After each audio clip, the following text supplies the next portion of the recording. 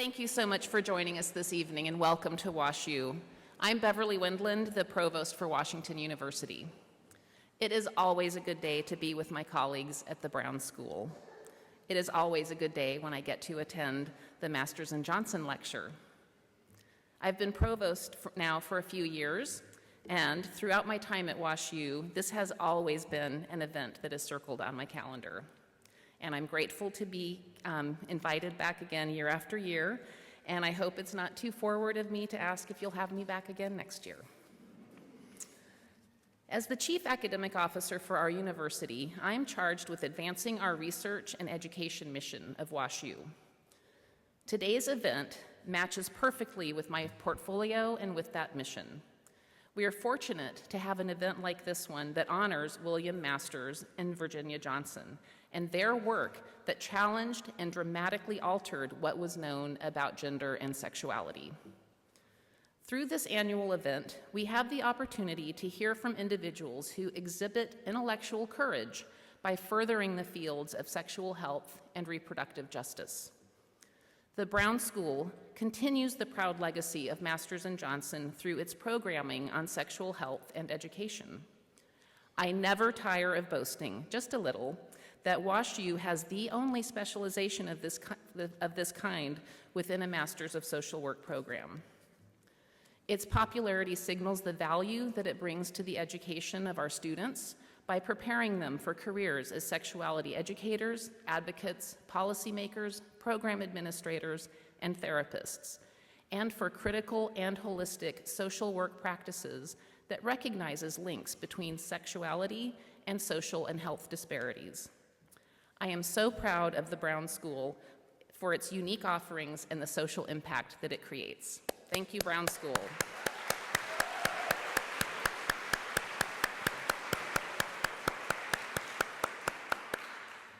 Now, I would like to give a warm WashU welcome to the 2023 Masters and Johnson Lecturer, Dr. Emily Nagoski.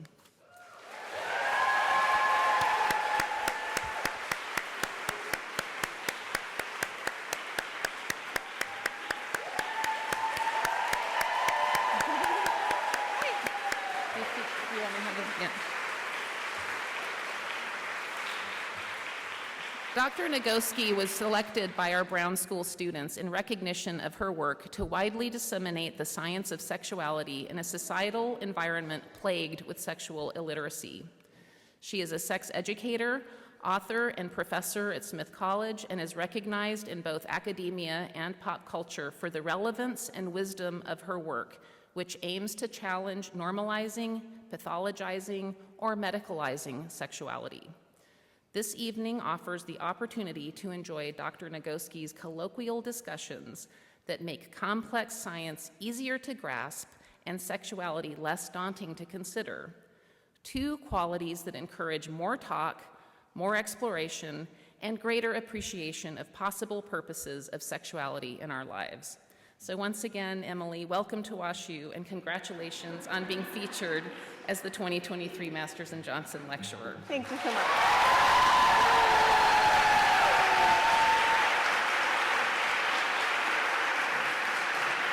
Thank you. Hello, everybody. I am thrilled to be here. I don't usually sit down for a talk, but I broke a toe. So that's what's happening today. Let me start with a quick introduction. I am not at Smith anymore. That's the only thing. I left in 2016 because I had the choice between staying on a college campus and doing work that I loved there, or seeing if there was a way to get the work I was doing at Smith to reach further. And my husband, who has been self-employed since he was 22, was like, be self-employed, it'll be fine. He was right. It has worked out well. So let's do an origin story. I went to undergrad at University of Delaware. I was born and raised in Delaware. Woo! My actual claim to fame is that Jill Biden was my 10th grade English teacher. I know. She told me I was a good writer and I should keep writing, and now I have written 2 New York Times bestselling books, so go figure.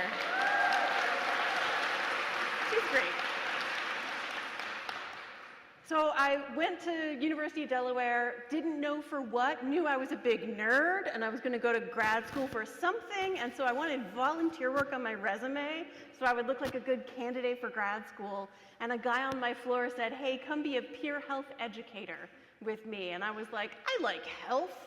Why not? Notice I didn't say, I like my peers. But so I got trained to go into residence halls to talk about condoms, contraception, and consent, and a bunch of other health stuff, nutrition and stress management and massage and communication skills. And at the same time I was doing that, I had a job, my undergraduate degree is in psychology with minors in cognitive science and philosophy. And I had a plan to be a clinical neuropsychologist, and I love the brain stuff. I still love the brain stuff. It shows up in my work all the time.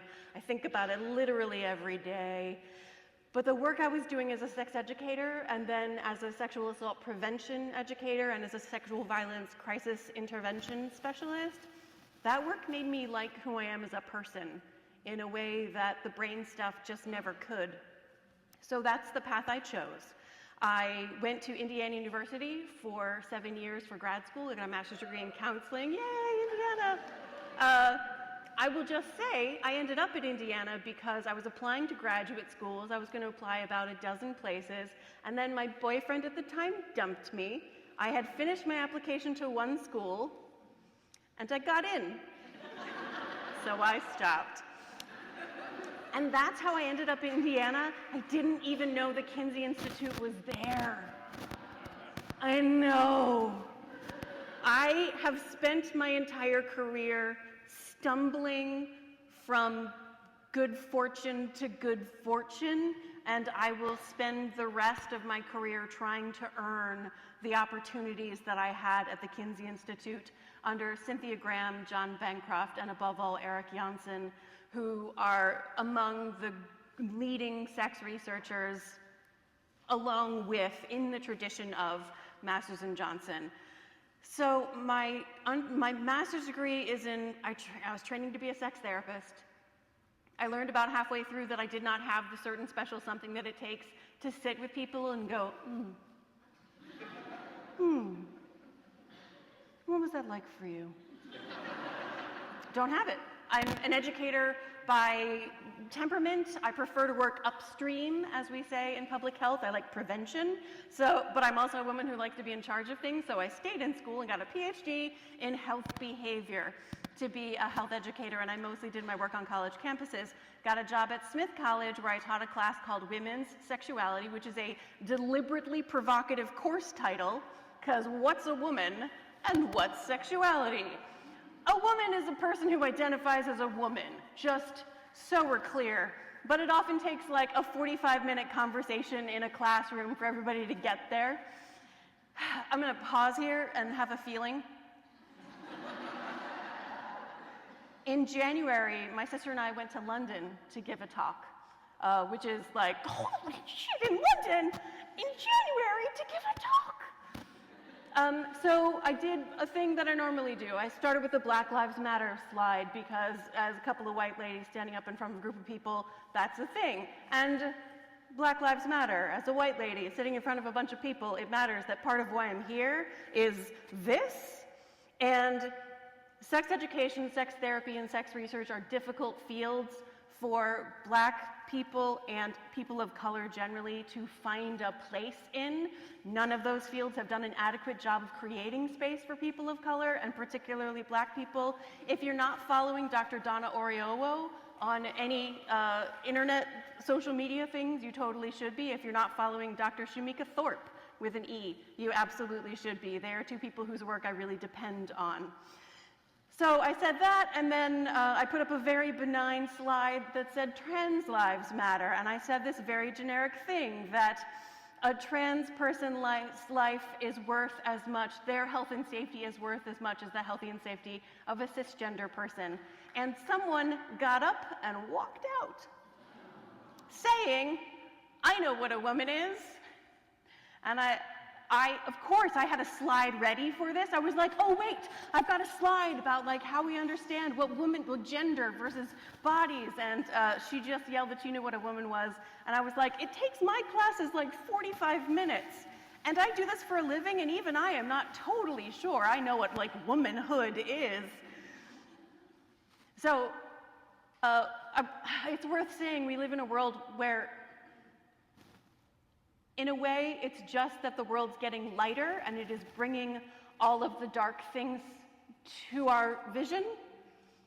Or, on the other hand, like the actual legislation is being passed, America is becoming a more dangerous place for trans people. America is becoming a more dangerous place for anyone with a uterus. It is actually happening. It's having been in this field for 25 years. It's very frustrating and disheartening to watch what's happening, and it is incredibly joyful and empowering that all of you are here, because what that says to me is that however much things are being pushed in a direction, I know that that's not the direction where things are going to land. People are going to push back. We all together are going to push back, and it's not going to stay like this for long. This is the backlash to the, I don't like the term backlash, because that means we're the lash. But we're going to lash the heck out of it, and the world's going to become a better place in the next 10 years, and it's going to be really hard, and so also self-care. Okay. Abortion should be legal everywhere. I mean, it's like an easy applause line, but like seriously, I've been doing this for a really long time. How come? Progress has been made. Let's not lose sight of the fact that the world is becoming a better place. Okay, so I'm working at Smith College, and I'm teaching this class, Women's Sexuality, and at the end of the semester, like it's an intense semester, the first time I'm teaching there, and the last question on the final exam is just tell me one important thing you learned. It doesn't have to be the most important thing you learned. Just take the question seriously and you get your 2 points, because it really matters that they get the 2 points. And I thought they were going to say stuff like, oh, arousal nonconcordance, oh, responsive desire, attachment theory. And instead, more than half of my students just wrote something like, I'm normal. What I learned in this class is that I'm not broken. Just because I'm different from other women doesn't mean there's anything wrong with me. I'm normal. I can trust my body. I can listen to my body. I can believe my body even when my partner says my body is wrong. I'm normal. Many of you will have had the experiences of grading final exams, so you know it's not usually like this. I sat in my office grading exams with tears in my eyes, and I thought, I want to do that again. I want to do it on a larger scale, and I want to make it available to people who are not students at this school. And that's the day I decided to write Come As You Are. That was in 2011. A mere 5 years later, 4.5 years later, Come As You Are was published, and I started traveling all over, talking to everyone who would listen about the science of women's sexuality. And people would come up and ask all kinds of questions, but the overwhelming thing that happened was people would say, yeah, all that sex science is great, that's fantastic, thank you so much for that. But you know the one chapter that changed everything was that one chapter about stress and emotion processing? And I said that to my sister. People really like the stress stuff in my sex book. Like, in all this sex science, people like the stress stuff. And Emily was like, no shit. She said, remember that time when I was in grad school and I was hospitalized twice? And you told me that emotions happen in my body and that stress was making me sick? Remember how you saved my life, she said? Twice, she said. And so I said, well, we should write a book about that then, and that's why Burnout was the second book that I wrote. So if you're feeling stressed, overwhelmed, anxious, depressed, repressed rage, we've all got it. Burnout is the book for you. The best predictor of a person's sexual well-being is, surprise, their overall well-being. So if you're like, I'm not in a place where I can even begin to think about my sexual well-being, burnout. If you're in a place where you can think about your personal sexual well-being, Come As You Are. If you are ready to think about your sexuality as it exists in relationship to somebody else, especially if you're a person who has ever been in or would someday like to be in a long-term sexual relationship, Come Together is going to be the book for you. And oh yeah, I am really proud of the title of Come Together. But the subtitle of it is that it is the science and art of sustaining lasting sexual connections. And the reason that and art is in there is because I married somebody who went to art school and is a graphic designer, and he drew a whole lot of illustrations in the book. So we actually, this is our first ever collaboration together. You know, very sweet. But here's the thing. While it's very sweet that we collaborated on this book, the reason I wrote it is because the process of writing Come As You Are. I was thinking about sex and writing about sex and reading about sex and talking about sex all the time. And I was so stressed out doing that and working a full-time job that I had zero interest in actually having any sex for months. And then I went on book tour, and I would travel all over talking to anyone who would listen about the science of women's sexual well-being. And I would come back from book tour, and I'd be so exhausted. I would follow my own advice. My own advice is, okay, so desire, sometimes it's spontaneous and out of the blue, but a lot of the times it's responsive. What you do is you put your body in the bed, you let your skin touch your partner's skin, and your body goes, oh, right, I really like this. I really like this person. This is a great idea. So I would put my body in the bed, I would let my skin touch my partner's skin, and I was so stressed out, I would just cry and fall asleep. And so I did what anybody would do. I went to Google Scholar and I looked at the peer-reviewed research on how couples sustain a strong sexual connection over the long term. And what I found there was kind of the opposite of everything I had ever read in the mainstream. Y'all know what the mainstream advice is about how to create a sexual connection that lasts over the long term. What do? You keep the spark alive, right? You keep the spark alive. The research doesn't have anything to say about spark. When you talk to the people, when researchers talk to the people who sustain strong sexual connections over the long term, they don't talk about spark. They don't talk about desire. It's like 9th on the list of things that matter for having a great sex life that lasts a lifetime. Literally 9th on the list. You know what they talk about? Authenticity, vulnerability, and oh yeah, pleasure. It turns out, when we talk about desire, we are talking about completely the wrong thing.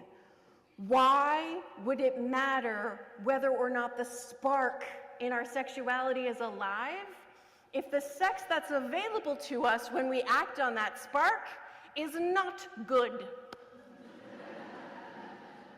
There is an excellent sex researcher. She co-wrote a book called Magnificent Sex, Peggy Kleinplatz.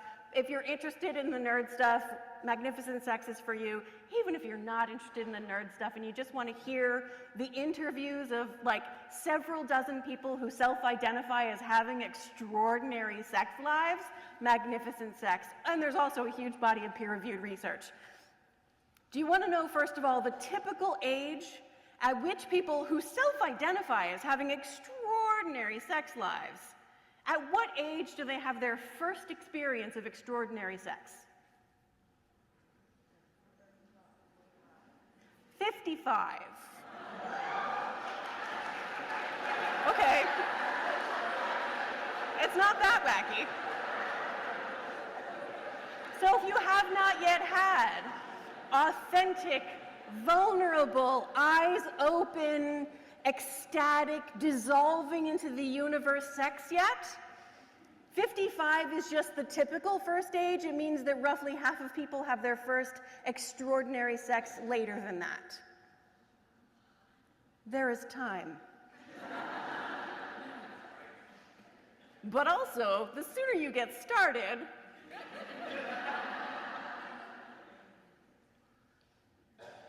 when we talk about desire, we're talking about the wrong thing. I want you to imagine, people also don't talk about frequency. And this is the point at which people are thinking, how frequently? Emily, but how often does the typical couple have sex? Just tell me how often they have sex. How often? Just the typical couple, how often do they have sex? And I could tell you the answer, yes, it exists in the research. I'm not going to. You can look it up if you want to. Don't. I made a podcast last year, and Mo, my producer, took me up on that. She went and looked it up, and she spiraled for like 3 weeks. Because what happens, I tell you a number of the frequency with which couples typically have sex, and you cannot help comparing yourself against that number and judging either yourself or those other idiots. You cannot help deciding whether your sex life is okay or not okay based on a comparison with a bunch of strangers. And my question is, the way scientists get that number is by asking several hundred, several thousand people, how often do you have sex? And all those people give an answer, and then the scientists add those answers together and divide it by the number of people who gave an answer, and they get a mathematical average, a measure of central tendency. And out of all those hundreds of thousands of people, what does their sex life have to do with you and your sex life?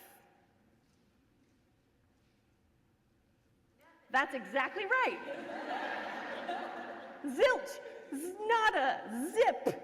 There is no relationship between what those people are doing and what is right for you.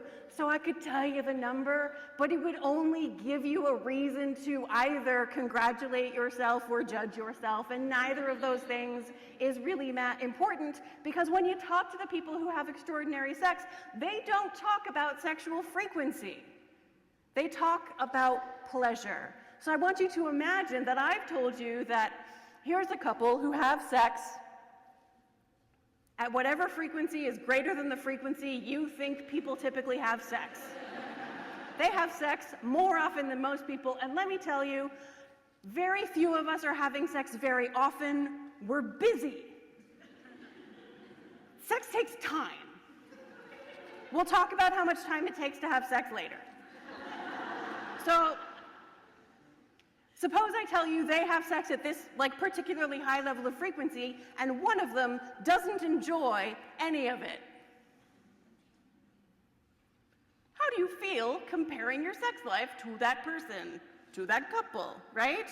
There is no reason to compare your sex life to other people's, because the frequency of it, what positions they do it in, what rooms they do it in, what holes they do it in, none of that matters. What matters is whether or not you like the sex you are having. If you are having fun, you are doing it right.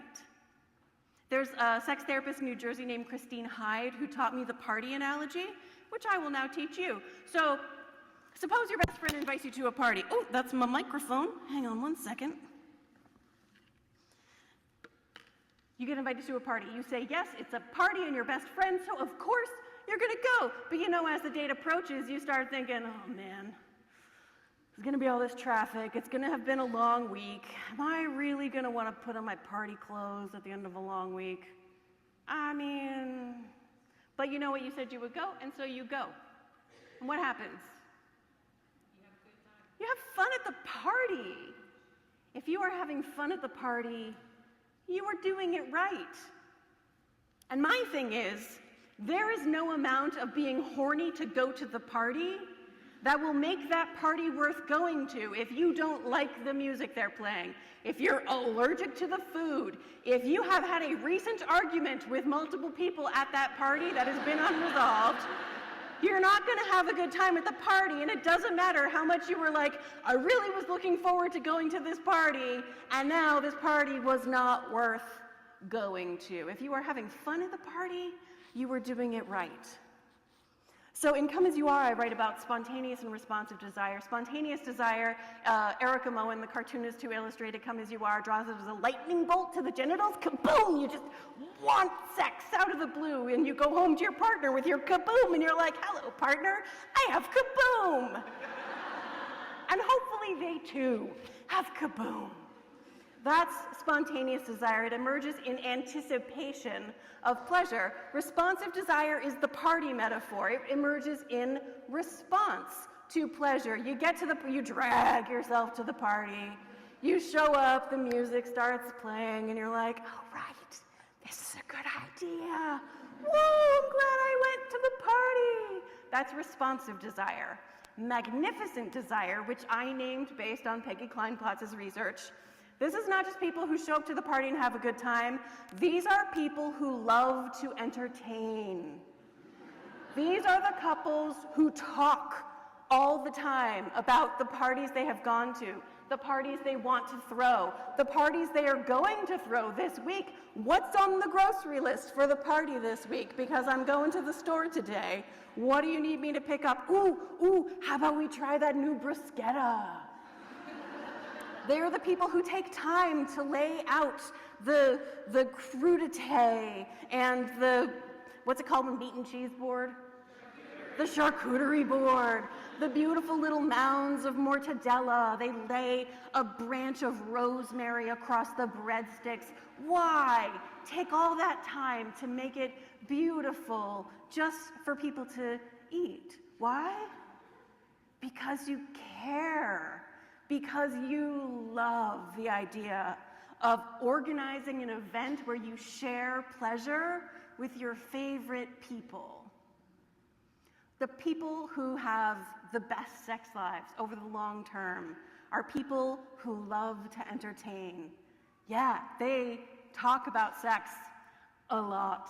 And I know if you were raised anything like what I was raised, you might have been taught that if you have to talk about it, something has gone wrong. You're necessarily trying to fix a problem.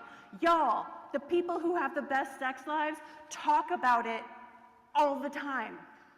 Not because they're constantly trying to solve a problem, but because that's how you stay connected to what's happening with your partner and what was happening with your own body and what you would like to have happen in the future and how your perception on what has happened in the past is evolving as you have new experiences. There is a poet named Donald Hall who wrote a poem about his marriage with fellow poet Jane Kenyon, who died of cancer after decades of marriage. He wrote an essay called The Third Thing because he and Jane lived in the middle of nowhere, upstate Vermont. Who's been to middle of nowhere, upstate Vermont? About as many people as actually live there now. And his friends from New York City would come and visit and say, this is so beautiful, this farmhouse and this land, and it's so gorgeous, but what do you do all day in the middle of nowhere, Vermont? And so Donald Hall wrote this essay called The Third Thing. We did not spend our days gazing into each other's eyes. That happens in moments of need and during sexuality. Most of the time, when you're in a relationship, you turn your shared gaze, your joint gaze, toward a third thing, a shared site of ecstasy and fascination. Sometimes it's, maybe you have kids, maybe it's a sports team, maybe it's your favorite artist, maybe it's a TV show. You have third things. Maybe it is your weekly meal planning. You have third things that you talk about. Your gaze is cast not toward each other, but toward this third thing. It is toward the garden in your backyard. It is toward the class you are both struggling to get through. It is toward the friends who are struggling. These are your third things, and they are necessary for all long-term relationships. And I believe that if you're in a relationship that has a shared sexual connection, it deserves to be a site of joint ecstasy and fascination. People talk about sexual interest, sexual desire. I think sexual interest is not so much a physiological state as an intellectual pursuit. Like, I am very interested in sex. I don't desire sex right now. This is not an appropriate context for me to be desiring sex, but I am fascinated by sex, and I enjoy talking about it, and my partner will talk about it with me endlessly, because it is a third thing for us. In Come As You Are, I use the garden metaphor. On the day you're born, you're given this little plot of rich and fertile soil, where your family of origin and your culture of origin begin to plant ideas about bodies and safety and love and gender and identity and sexuality and pleasure. And by the time you get to adulthood, there's this garden. Some of us get really lucky and we just have beautiful things that we want to cultivate and harvest. And some of us get stuck with some really toxic crap in our gardens. And we have the opportunity to go row by row and make choices about what we want to keep from our culture and family of origin and what we want to pull and throw on the compost heap to rot. And it's no fair that you have to do this work because you didn't get to choose any of that stuff in your garden. Nobody waited until you could say yes or no and then asked you, hey, would it be all right with you if I planted in your psychological garden all these ideas about how your body is fundamentally unlovable? Would that be okay? About how your genitals are shameful, dirty, and disgusting? Can I plant that here? Would that be okay? Nope, they just put it there. They weren't even aware they were doing it very often. And so there it is. And it's no fair, but it is an opportunity to choose. You get to keep whatever you want, but you also get to remove whatever you want and replace it with whatever you want. So early in a connection with another person, you go to visit each other's gardens, right? You get to show them around your place. They show you around their place. Eventually, though, you transition so that you're building a shared garden. You bring over your very favorite things from your garden, and they bring over their very favorite things from their garden, and you hope that those things do not strangle each other. This is a place where cisgender heterosexual couples are particularly screwed, because a whole lot of the things that like an it's a boy person gets taught about sexuality and the things that an it's a girl person gets taught about sexuality are mutually homicidal.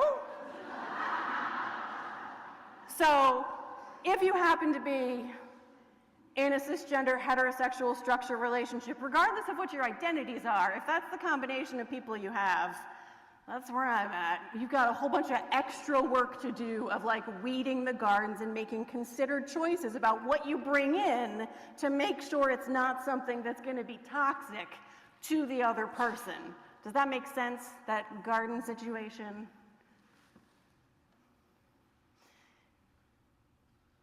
Okay, we need to talk about how long it takes. Okay, so let's take couple A who are struggling.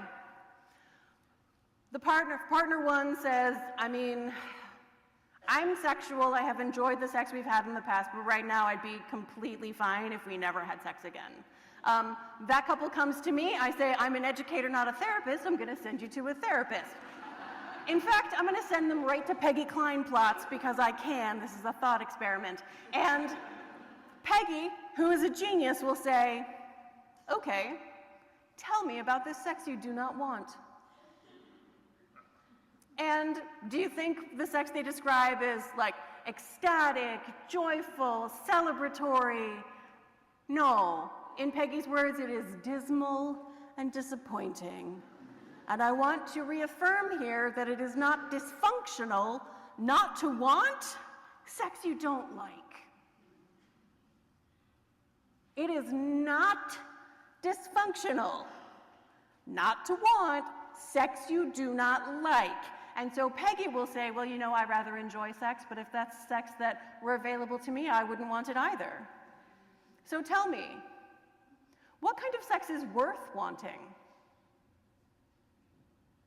What kind of sex is worth wanting?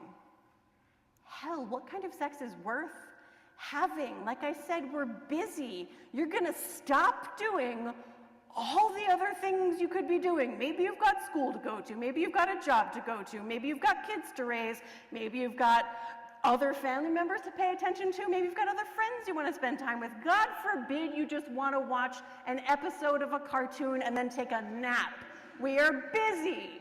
Why would you stop doing all those other things and just let your skin touch your partner's skin and let your body go, oh, right, I like this. Why? It has to be worth it, right? And so the couple will talk about what kind of sex is worth wanting. Let's take couple B. Couple B, okay, so I mentioned that I lost all interest in having sex while I was writing Come As You Are. I was couple B. I would go in and I would say, I know that if we could just get there, like if I could just get my body in the bed and not start crying from exhaustion, that it would be great. I know that we would have a good time and I'd be really glad that we did it, but I can't. I have lost the ability to can. I can't. Instead of asking, like, I know what kind of sex is worth wanting. I'm not struggling with that part. I'm stuck someplace. And the question I had to ask, and the question I did ask as I was doing the research, was where precisely am I stuck, and where do I need to get to so that I can get to the hey sexy lady part? And I looked at the work of Jaak Panksepp. Jaak Panksepp is the father of affective neuroscience, maybe most famously known as the rat tickler.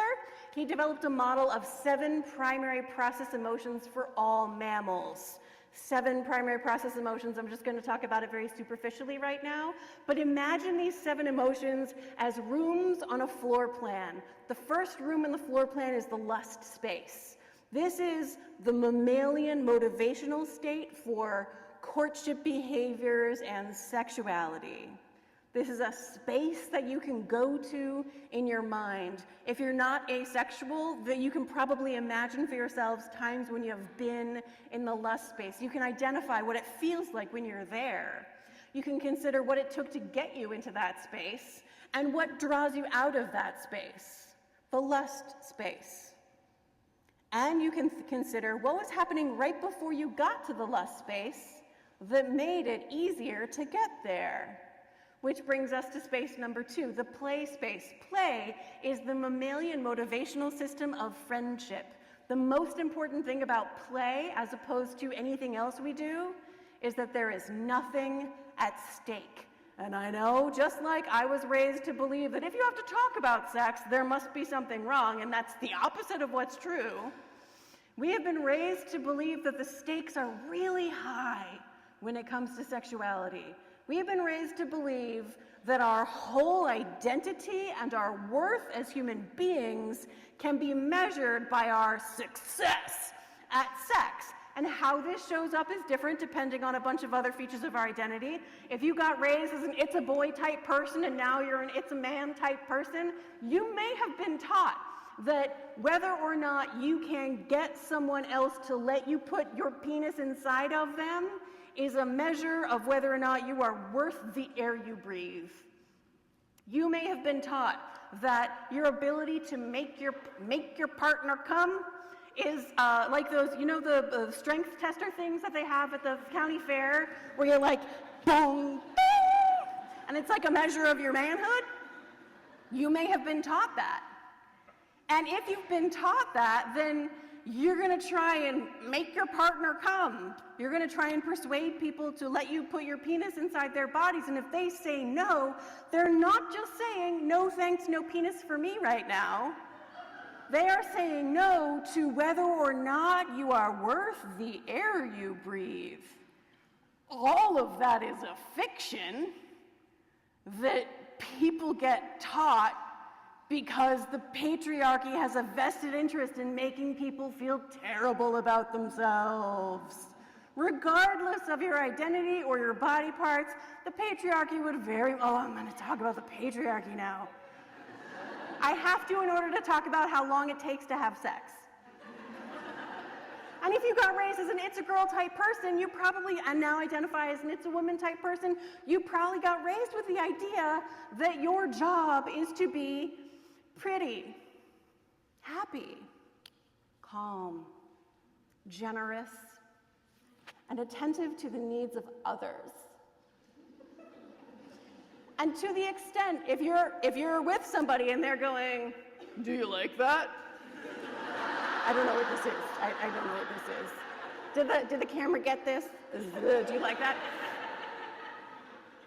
If you have been trained to be pretty, happy, calm, generous, and attentive to the needs of others, and you know that your partner may have been raised with a message that said that if they're not real good at sex, then they're not worth the air they breathe, there's only one right answer to, do you like that, right?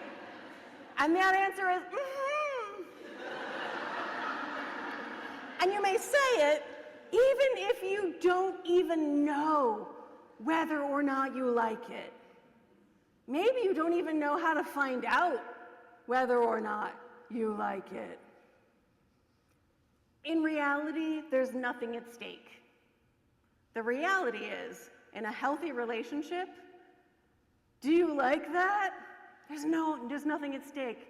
There is no right or wrong answer because it's a game you are playing together. You are having fun. I know that on TV and in romance novels, I'm a romance novel reader, that is not in any way a diss, but let's face it, in romance novels and on TV and in movies, the stakes are always really high. Because why would we spend time watching people have sex just because it's very fun to have sex? I always think of the West Wing episode. Oh God, I'm so dated. There's a West Wing episode where President Bartlett wins the election and he and his wife are in their bedroom and he's jokingly talking about how he swept the Plain States, and he asks his wife, who's your commander-in-chief? And she goes, you are? They are playing. If I had it my way, that's what sex would be like in all of the media. They'd be playing because it's fun. No one's going anywhere. There's nothing at stake. You can say, actually, could you do that a lot faster and a lot harder? And your partner's feelings would not be hurt because there's nothing at stake except for making the game more fun. Play is the second space in your emotional floor plan.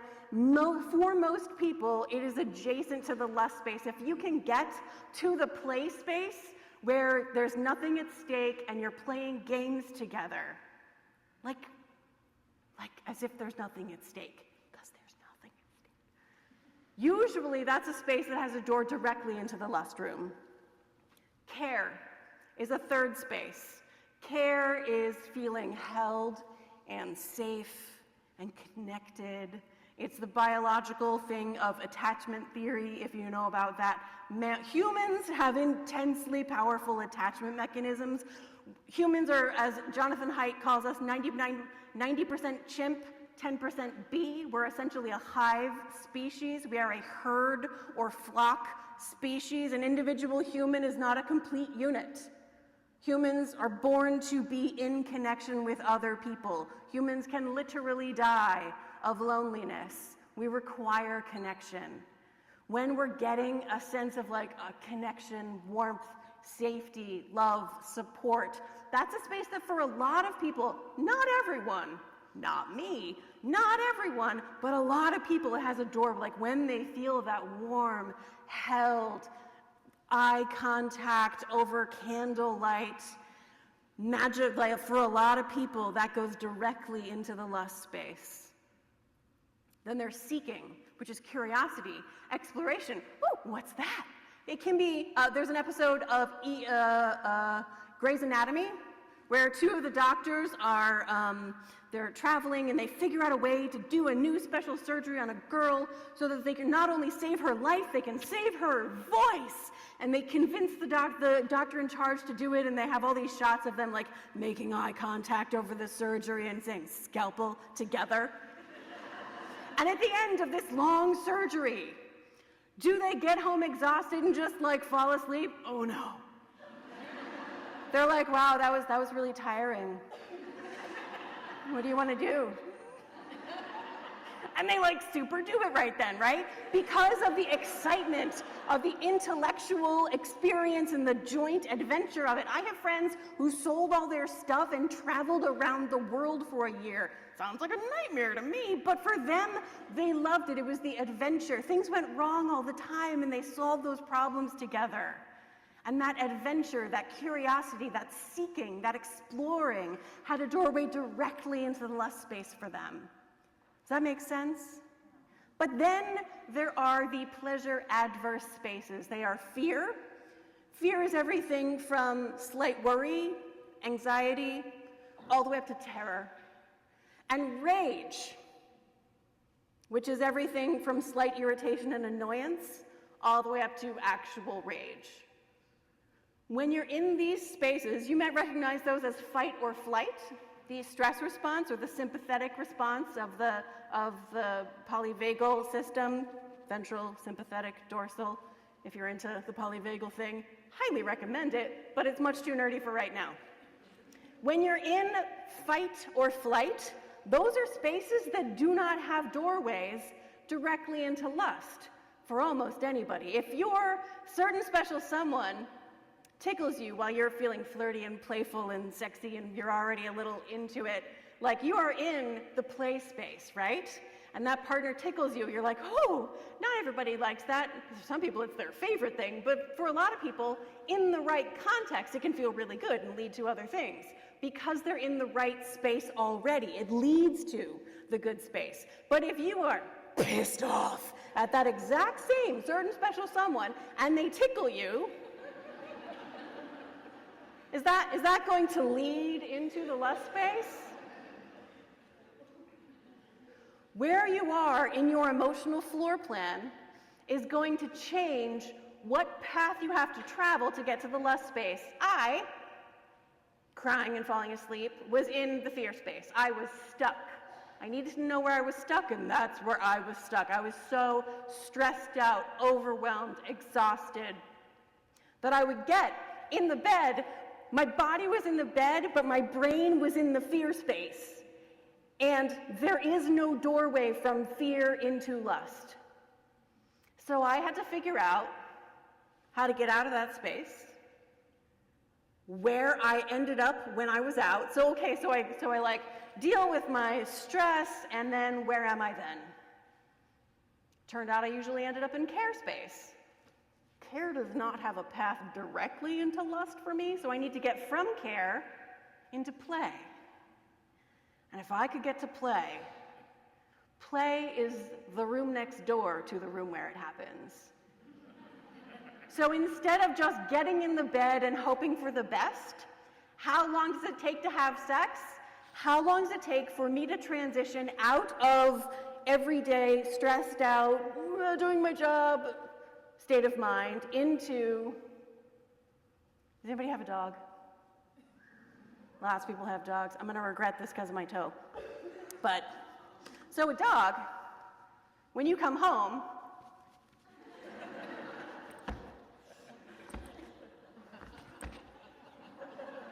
that's a play bow. It's an invitation to play. And I go from this, what does it take to get me from here to this? The tongue is important. I had to figure out that in order to figure out how to get to the room where it happens. And it takes somewhere between 20 minutes and an hour and a half, depending on the situation. And then I can get to the sex part. So, I mean, lots of people say, hey, schedule it, put it in your calendar. But they say schedule and put in the calendar. And I did that, and I showed up, and I was in this state of mind. And by the time I would get through my stress and through care and into the play state, like the event would be over in my calendar and Google would be trying to tell me to move on to the next thing. In order to successfully do that, you have to create time to transition. And it turns out, so I finished writing the book in July. I've been talking about it in public for about a year and a half now. And what I am coming to understand is that I am not a strange person in my experience of this, especially lately, especially since the pandemic. It seems like modern 21st century pandemic life is just really difficult to create a bubble of protected space and time, to let your skin touch your partner's skin, to lick each other's genitals, and all the other wacky, silly, delightful, wonderful things that we do with each other. So the main thing I have learned over the course of trying to fix my own sex life, and then over the course of writing a book to help other people fix their own sex lives, once you have the basics of how sex works in your brain and body, which is come as you are, and you want your sexuality to work with another person, you can't just think about how your sexuality works with another person. You have to think about, oh God, your whole life together. Which is like, would it have been easier to write a book that's just tips and tricks and keep the spark alive and sexy underwear and handcuffs and porn and do those things if you like them? Go for it. Why not? And it turns out that in order to have sex worth the time and effort that it takes to make sex happen in your life, it requires it being a joint site of ecstasy and fascination. You have to be interested. You have to care. It has to matter.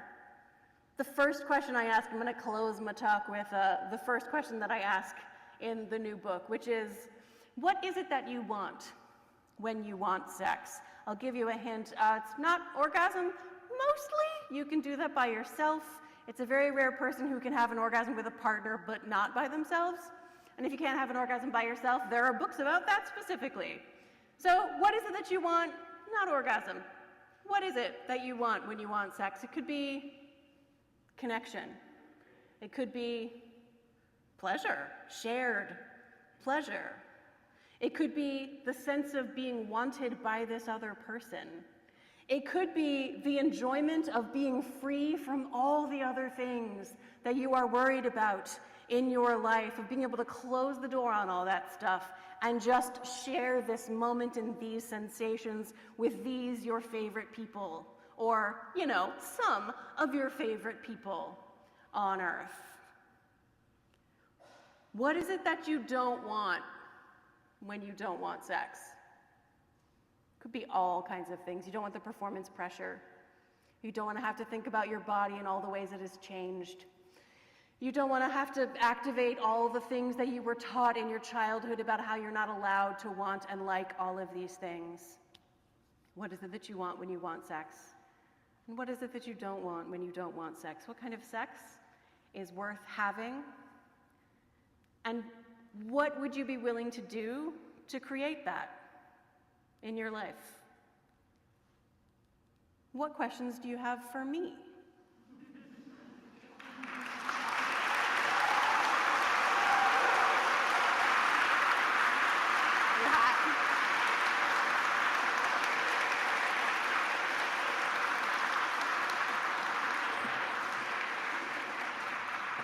Hi. Do you have questions? We are taking a break. Do you want my microphone? You could talk into my boob.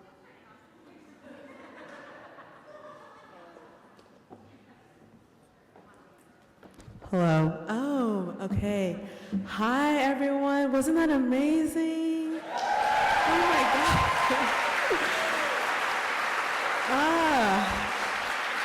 Okay. If you are It is so hard to stay sat down. God. If you're feeling like the way I'm feeling, you're buzzing with a lot of different braingasms going off, a lot of different ideas, a lot of things that are clicking together for you. Hi, everyone. I'm Delisha. She, her pronouns. Didn't introduce myself. Thank you. So what we're going to do is we're going to do a 5-minute break, and I'm going to ask you to do 2 things, right? The first thing I want you to do is if you want to submit a question, please do so. You all were given QR codes where you can submit your question. If the QR code isn't working, write it on a piece of paper, lift it up, we're going to have folks come and get it. So that's the first thing I'm asking you to do. The second thing, I want you to turn to the person next to you, maybe someone you don't even know. And I want you to talk about what from this talk is really buzzing inside of you, what resonated with you. Now, that's going to be your second thing. When we have like 500 people talking, it's going to get kind of loud in here. So here's going to be the sound to let you know that we're going to come back together and we're going to move on to our Q&A portion, okay? You ready?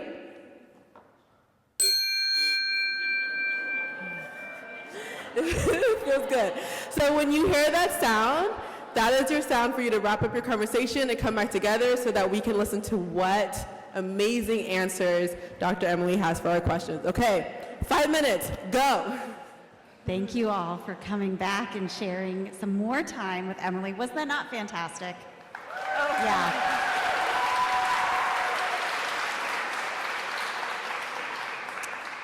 For those of you that don't know, I'm Dorian Traub. I am the new Nydorf Family and Centene Corporation Dean at the Brown School. Who here is part of the Brown School family? Oh yeah, that's right. That's fantastic. So this was a really inspiring night. I admitted to Emily when we first met that I came to know her work through Burnout. And when I first bought Burnout, I was so burned out I couldn't read it. Yeah. It was terrible. I would read the same page over and over. Then I got a highlighter out. That did not help. But I got through it eventually, and and now I'm sitting here. I guess we've had a lot of I started reading it in the bathtub and started crying and couldn't pick the book up again for 6 months. We do get that. You're helping America. So we have a bunch of wonderful pre-submitted questions, and I want to start by apologizing if we can't get to everybody's. I know folks, have lots of great things to ask. So thank you for all of you who submitted questions. Can we start? This is a great, and this I think represents how the students at the Brown School are so integrative in their thoughts of sexual health and reproductive justice, and the intersectionality of that. Given the Supreme Court's overturn of reproductive rights, I know I'm going in hard right now. Yeah. We're going big or going home. And the number of bills attacking trans rights and health care. Yep. It's a challenging time for people who are committed to sexual freedom and justice. What advice do you have for those in the field, planning to enter the field, about this work?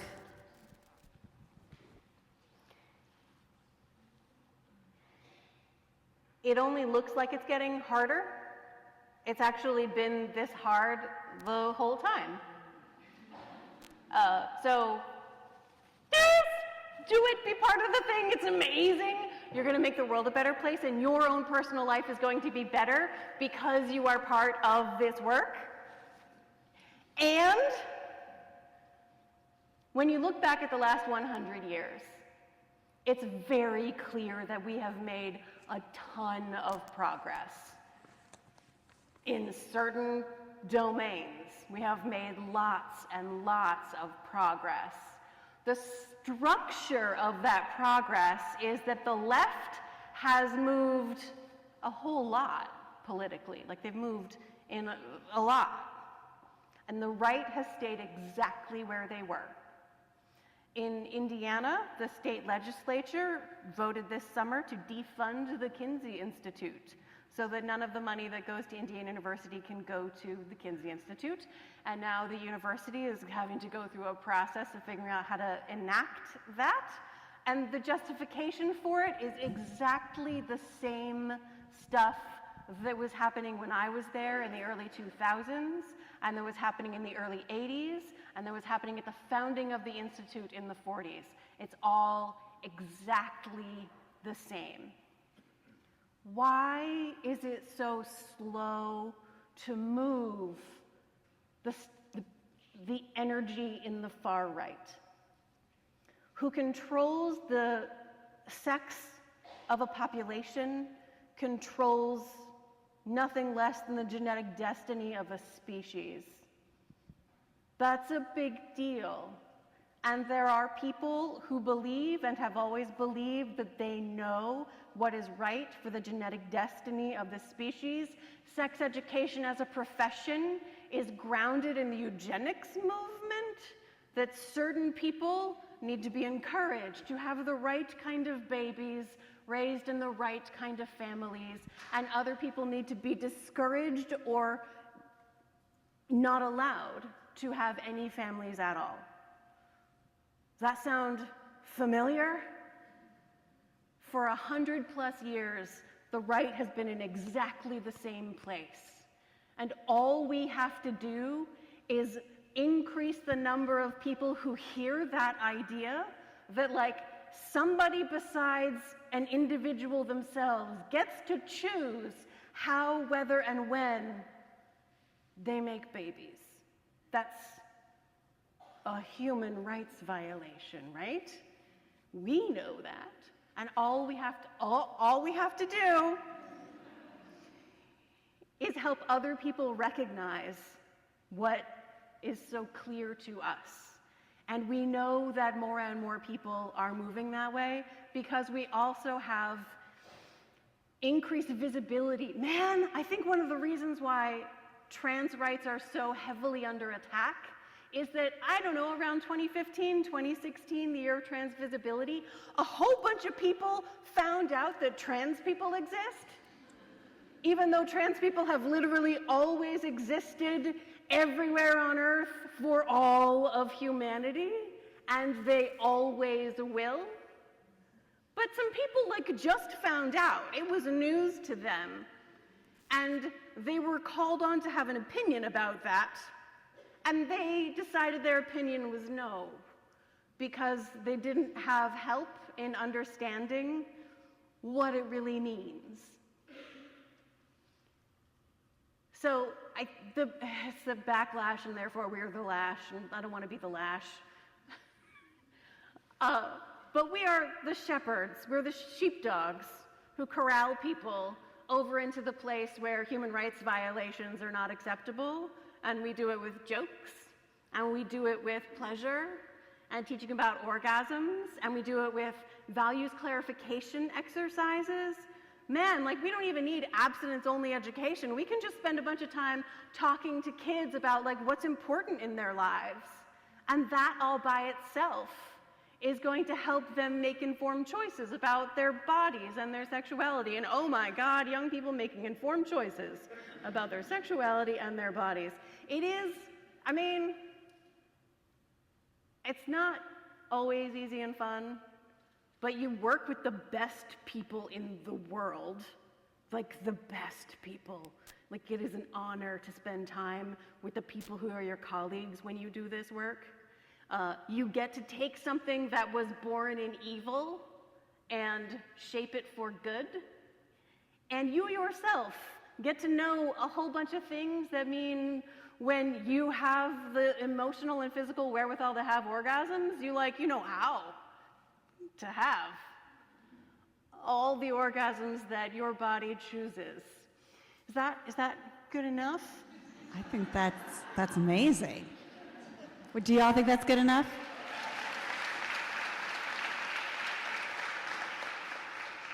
You're giving them strength for the journey. Yeah. There were several questions from people about feeling disconnected from their bodies. Yeah. From the impacts of sexual trauma, postpartum period, and just oppression folks who feel shame and are dissociated and hypervigilant about their bodies. Yeah. Which, as you've explained, connects heavily to desire. Yeah. So how can we connect our bodies with our bodies and our desires while dealing and processing with that trauma? Therapy.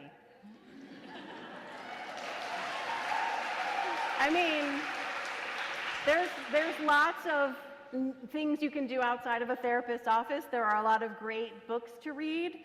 I have a list on I don't have my phone here, but I have a list of books that are, some of them are quite gentle to read, others are really intense to read. and I can't think of any of them off the top of my head. Christy Harrison? I don't know. I can't think of any of them off the top of my head. It's on my phone. I'm sorry. There are a lot of great books about coming back to your body or getting into your body for the very first time if you've never been in there. I'm thinking of an episode of Glennon Doyle's podcast where she interviewed a physician who has a history of disordered eating and works with people with disordered eating, and that's a population who really struggles with embodiment. They, like people with lots of other situations in their lives, find that when they do allow their attention to settle into their body, the way one student I talked to described it was like, Emily was always talking about mindfulness. Mindfulness is good for you. I should do mindfulness. But every time I would let my attention settle into my body, it was like flashing red lights and sirens in there. And I was like, why would anyone want to spend time in there? It's terrible.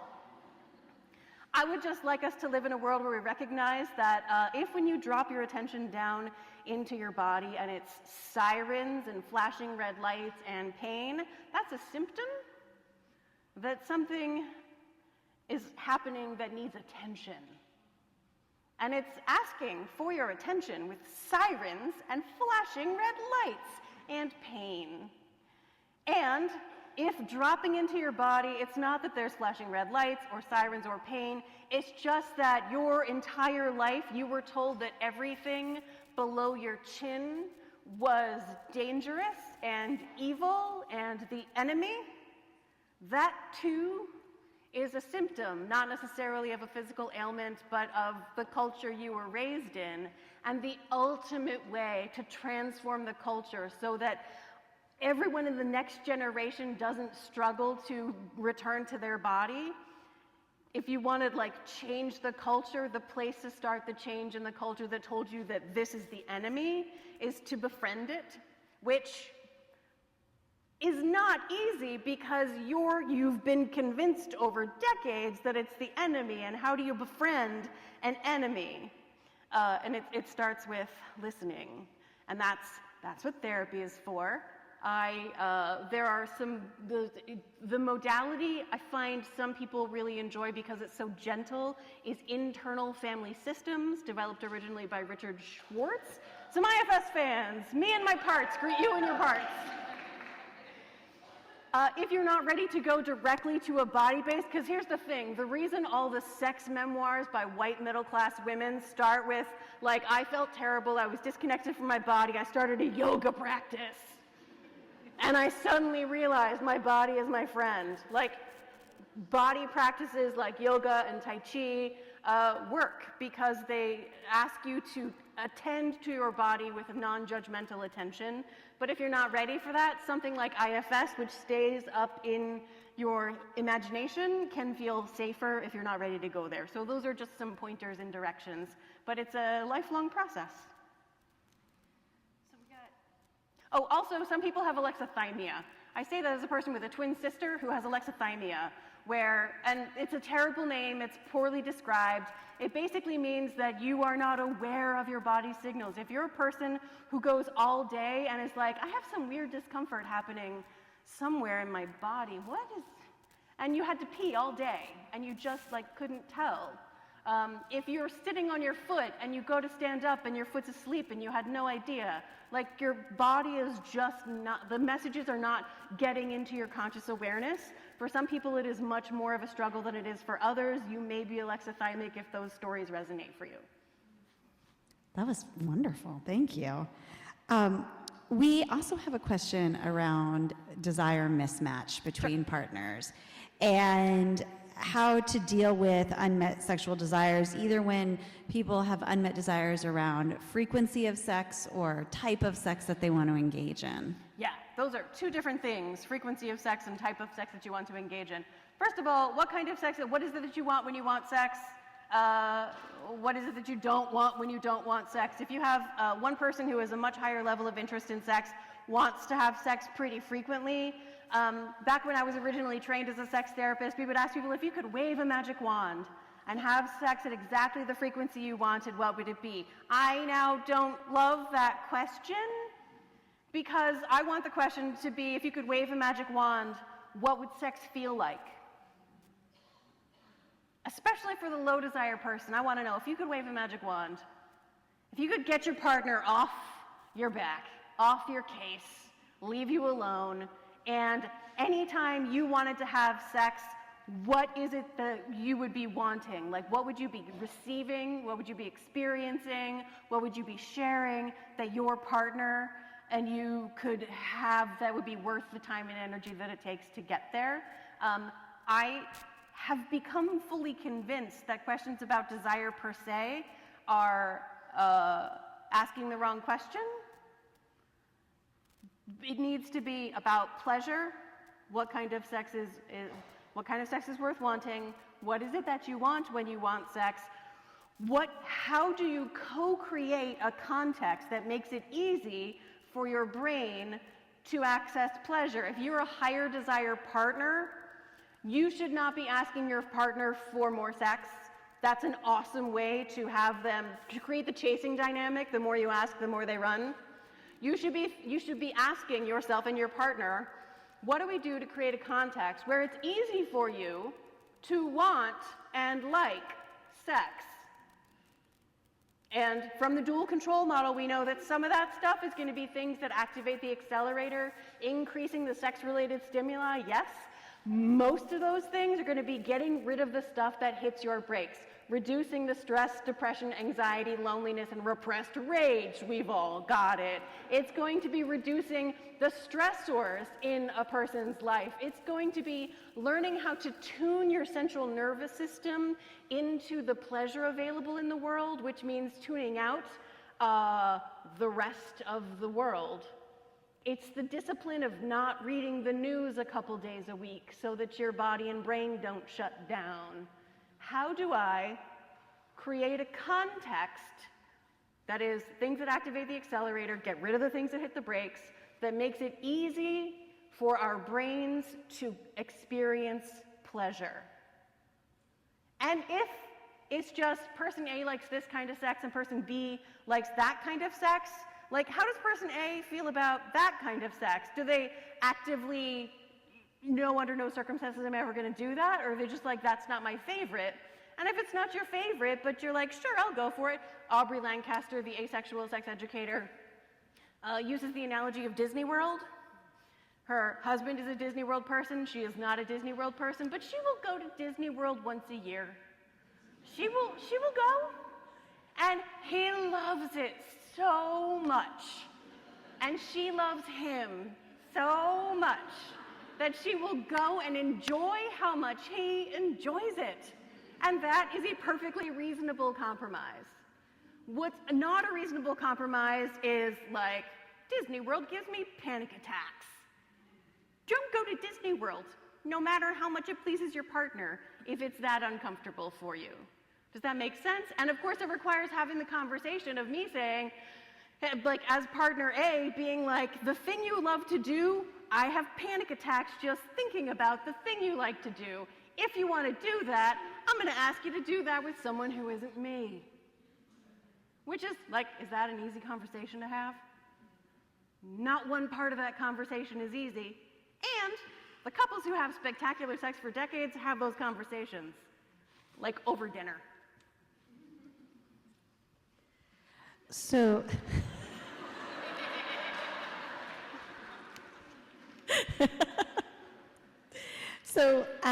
when you say sex, are you talking just about penetrative intercourse, or are you also referring to other sexual acts? And how queer inclusive is the research that you talked about? Oh, the research is not amazing. The research is, look, the research, they're trying. Like, they're trying. But it's bad. The research is not. You know how the research becomes more inclusive? The research was extremely male-centric until about like the 70s and into the 80s. You know what happened in the 70s and into the 80s? More women became sex researchers. So gradually, over these decades, as more LGBTQIA2+ folks become sex researchers, the work will gradually become more inclusive of their experiences. Most importantly, just as in the 60s and early 70s, a lot of the research said, here's what's normal, and then here's what women experience. And so what women experience must be abnormal. What women entering the field did was say, hey, guess what? Being a woman is not a disease. What if we're not broken, we're just women? I have been waiting for the revolution here. It hasn't come quite yet, but the more LGBTQIA2+ people become sex researchers, the more the research is going to say, hey, you know what? We're not broken. Maybe we're just not cisgender heterosexual people, and that's not a disease. More poly people are going to do research, and polyamory is going to be studied at the same time as monogamy, just like we're all human beings in relationships. But it's going to take poly people being in the field in order to make the way that research gets interpreted be not embarrassing and painful to read. So the research is not, they're trying. I don't want to be mean about it. But I have been disappointed with how slowly the field has adapted. And no, when I talk about sex, am I just talking about penis and vagina sex? I mean, like, I get why you would ask that, because of how shitty most sex education is. Because most of the time, most places you go when people say sex, they're talking about putting a penis in a vagina. And like, there's nothing wrong with putting a penis in a vagina.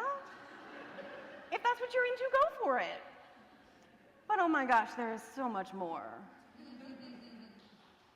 So my definition of sex, not that people ask, what's your definition of sex? But when I say sex, I am literally just talking, in fact, I have a definition of normal sex that I break down in the new book. It is any like sexual contact among peers. And here's the part that makes it normal. Well, everyone involved is glad to be there and free to leave with no unwanted consequences, including no unwanted emotional consequences, no emotional bribery, no, oh, come on, but if you love me, you would, but you said you would. No unwanted consequences, and also no unwanted pain. That's normal sex. Perfect sex, because we live in a world, because you do not spend 100,000 words reading a book about sex because you want to have normal sex. If your partner turned to you afterward and said, that was really normal. It's not really what you're going for, right? What if you wanted perfect sex? So perfect sex is normal sex, which is to say, erotic contact among peers where everyone involved is glad to be there, free to leave with no unwanted consequences and no unwanted pain, and everybody involved turned towards whatever is happening right now with curiosity, compassion, and a sense of play. So if somebody there would like an erection and erection isn't happening, you turn toward what's happening with a sense of confidence, curiosity, and a sense of play. There are so many neat things. If somebody has a penis and it's not erect, there are so many neat things you can do with a non-erect penis that you can't do with an erection. So many cool things. And also, you can just be like, let's pretend there's no penis here and do it, but there's other things that ignore it. That's perfect.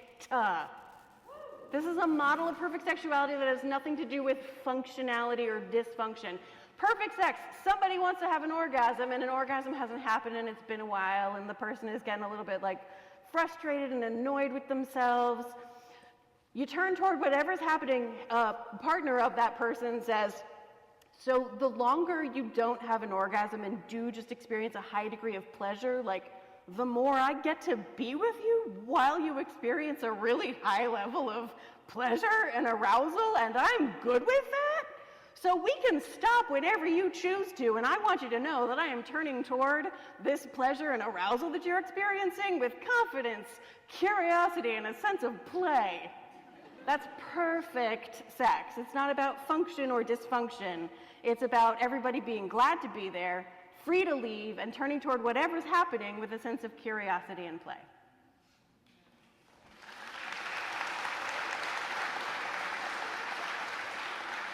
Notice I didn't name any parts.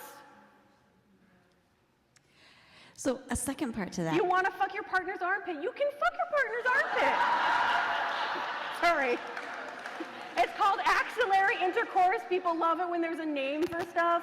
It's called axillary intercourse. Sorry. Don't be. You just made everybody's night. A second part to that question is there other research in the field of sexual health that you wish people were doing right now? Is the list longer than what's actually being done? The list is extremely long.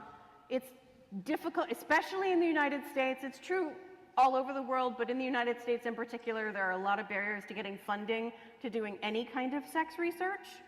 I understand that, and I know that research agendas are often shaped not by what questions are important, but by what questions can be funded.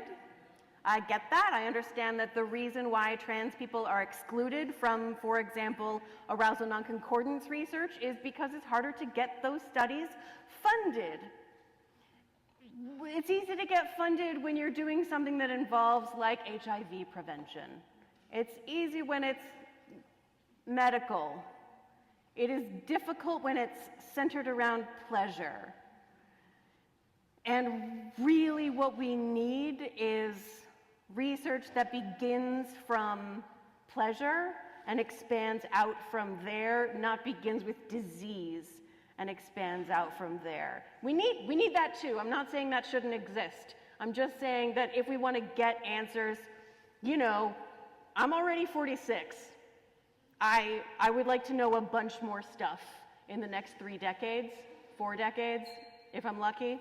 5 decades would be amazing. 6, I'll take it.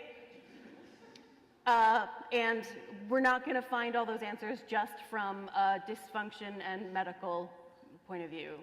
But the money is in medicine.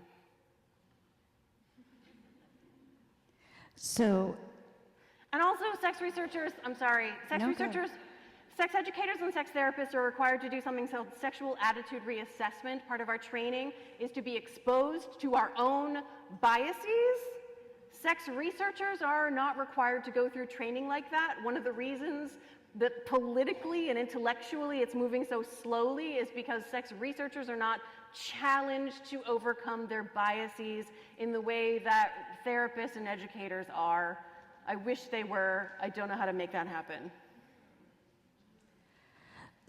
So we've talked a lot about sex, right? And some people love to talk about sex. But I'm also sitting here, I'm looking at my boss. I'm looking at my colleagues. Yep. I'm looking at some of my students. And I am wondering how you navigate talking about sex, especially in a world where there's a lot of cultural sensitivity around talking about it, and where many people feel very repressed about being able to talk about sex. How do you navigate that?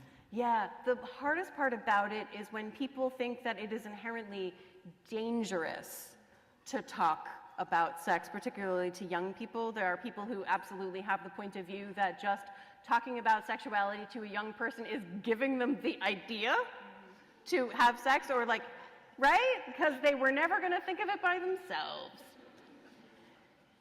And also that talking about sex, and I've had this experience where because I'm a person who talks about sex in public, I get perceived as being sexually available to the people that I am talking to.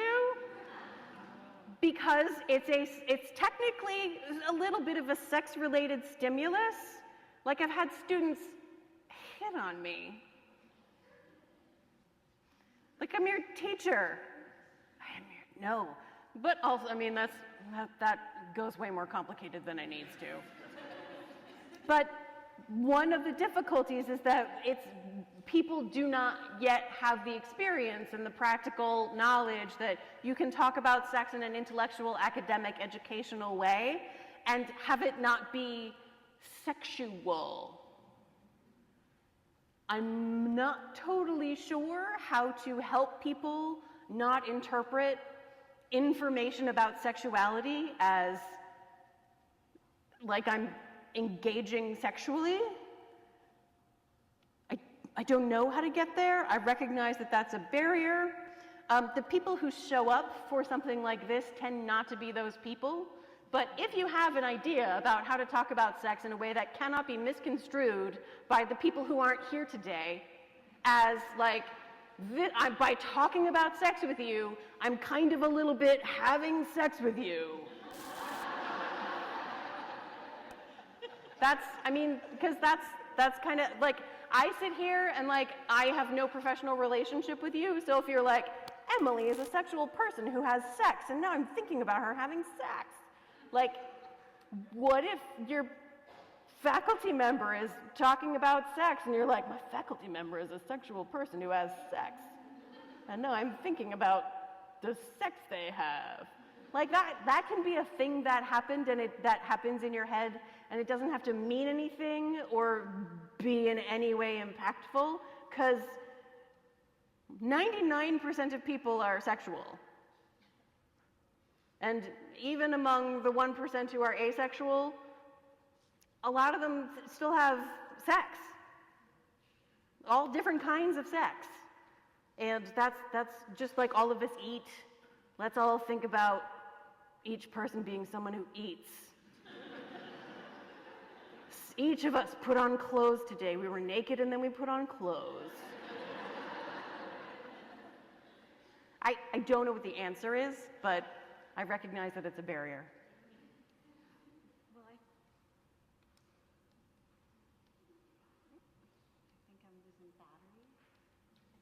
Oh, wait, I think it came back. Woo. I think one thing you've taught us today is that it's just to start talking about these issues. And I will say I was at lunch with a group of students in our social impact leadership program talking about things like nonprofit management. And I looked at the table next. Hot! Right? Hot.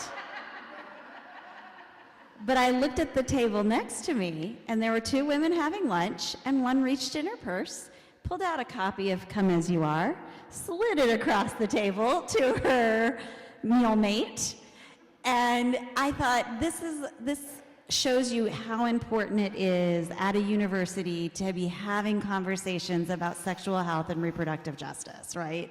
That these are conversations that should be happening side by side with our conversations about how we run nonprofits. Those are equally important conversations. So I just want to thank you so much for joining us, for shedding a light on some really challenging conversations that we need to continue to have in our field, and for joining the Brown School community today. Can we all have a round of applause for Emily?